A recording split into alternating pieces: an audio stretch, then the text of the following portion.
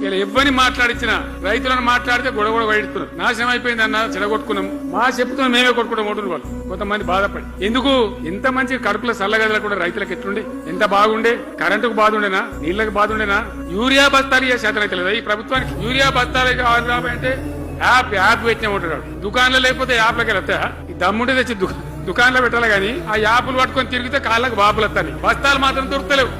నిజమేనా నేను చెప్పేది? యాడ చూసిన ఎరువు బస్తాలు కూడా శాతం కాదు ఆఖరికి. అంతకుముందు కాంగ్రెస్ గవర్నమెంట్ ఉన్నప్పుడు అట్లే ఉండే, పోలీస్ స్టేషన్ లో పెట్టాం మేము యూరియా బస్తాలు. ఇవాళ మళ్ళా చెప్పుల లైన్లు, కాళ్ళకు వాపులు రావాలి. ఆటో రిక్షానికి చెప్తే 10 బస్తాలు వేసుకోవాలి, పొలం కాడ వచ్చేస్తుండే. ఇలా యూరియా కోసం ఇంత బాధన.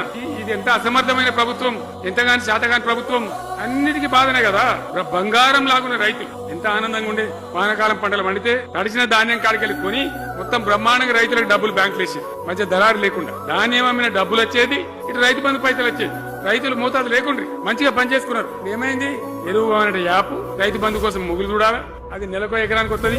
జగిత్యాల కేసీఆర్ సభ అంటే మళ్ళీ ఇలా పైసలు విడుదలన్నాడు. రైతు బంధు రావాలంటే మళ్ళీ సభ పెట్టను అయింది.